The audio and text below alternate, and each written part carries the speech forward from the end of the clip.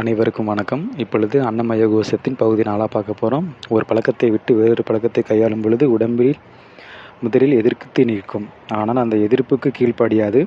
புதிய பழக்கத்தை தொடுத்து கையாண்டு வந்தால் அணுக்கிருமிகள் முதலில் அதற்கிணங்கி பின்னர் நம் கவனமின்றியே அப்புது பழக்கத்தை தொடர்ந்து நடைபெறும். காலையில் 8 மணி வரை உறங்குபவனுக்கு 5 மணிக்கு எழுவதென்றால் முதலில் அது கூடாத காரியமாகும். சிறிது பழக்கத்தின் பேரில் நம்மை அறியாமலே அதிகாலையில் தூக்கம் கலைந்துவிடும். அவ்வாறே எல்லா நல்ல பழக்கங்களும் தீய பழக்கங்களும் ஆகும். இதனை நன்கறிந்த நம் முன்னோர்கள் குழந்தை பருவத்திலேயே பிள்ளைகளில் நற்பழக்கங்களில் பயிற்றி வந்துள்ளனர். அம்முறைகள் பண்டைய காலத்து பெரிதும் பாராட்டப்படும் நித்திய கர்மவிதி என்று அழைக்கப்பட்டு வந்தன. அப்பழக்கத்தால் இந்த நாட்டு உயர்ந்த நாகரிகமுடையதாய் மாறியது.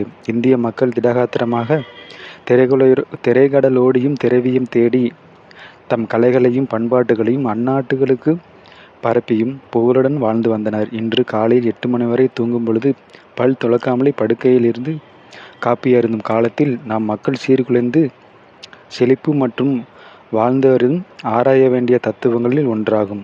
ஒருவனுக்கு அடிமையாக வாழ்பவன் மற்றவனுக்கு தன்னை ஈய முடியாது. உடம்புக்கு அடிமையாய் வாழ்பவன் இறைவனுக்கு தன்னை அர்ப்பணிக்கவோ அருட்குரவ அடையவோ முக்தி நெறியில் கால் வைக்கவோ முடியாதவன் ஆவான்.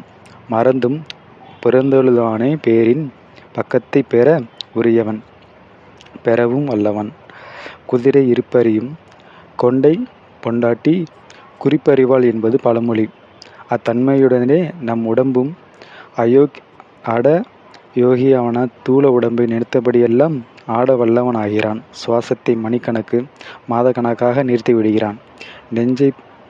நெஞ்சடிப்பையும் இரத்த ஓட்டத்தையும் நிறுத்திவிடுவ துரிதப்படுத்தவும் செய்கிறான். தாமதப்படுத்தவும் வல்லவனாகிறான்.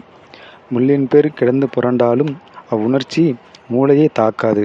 அதனை தடுத்து வலிகளை நீக்கிக் கொள்கிறான். ஆனால் இவ்வெற்றியை அடைந்ததற்கு அவன் எவ்வளவோ அருட்பெரு பாடுபட்டிருக்க வேண்டியிருக்கும். இவ்வளவு அரும்பாடுபட்டிருக்கும் அற்ப முயற்சியாலோ உடம்பை நமக்கு வேண்டிய அளவிற்கு அடக்கி கையாள முடியும். விருப்பம் ஒன்றே வேண்டுவது. அடுத்து நம்மில் பலரும் எப்பொருள் கொண்டு உடம்பை அமைக்கிறோமோ என்பதை கவனிக்கப்படுவதில்லை. நாவுக்கு சுவையாக இருப்பது எது இருப்பினும் அதனை கொண்டு நம் தொந்தி நிரம்பி நம் வீட்டை கட்டிவிடுகிறோம். அது கொத்தன் ஒருவன்தான். கையில் கிடைக்கிறதெல்லாம் கொண்டு அந்த கல் மண் மயிர் செத்தை குப்பை கூலம் எது கை கட்டினாலும் அவற்றை கொண்டு வீட்டை அமைத்து விடுவது போலத்தான் ஆன்மா குடியிருக்கும் உடம்பின் சீர்கேட்டினால் ஆன்ம நிலை எவ்வளவு தூரம் பாதிக்கப்படுவதெல்லாம் ஒருவன் உண்மையாக உணர்வானால் அவன் தன் உணவு விஷயத்தில் அத்தனை கவனக்குறைவாக இருக்க மாட்டான். உண்மையான சாதுவாயினும் அவன் ஒரு புட்டிக்கல்லை குடித்துவிட்டாலும் அவன் ஆடும் குரங்காட்டத்தை அறியாதருண்டாகும். மேதாவியொருவன் கோட்டை கொண்டு விடுமானால் அவன் பேதைக்கு குறையென்றும் இல்லை. யாயினும் மூளை கோளாறினால் அவன் திறமையை வெளிக்காட்டவும் முடியவில்லை. வீணை வல்லவன் ஒருவனுக்கு கையில் வாதம் வருமாயின் வீணையின் கைவரிசை கட்டுவது அவனுக்கு ஏராளமாய் போகும்.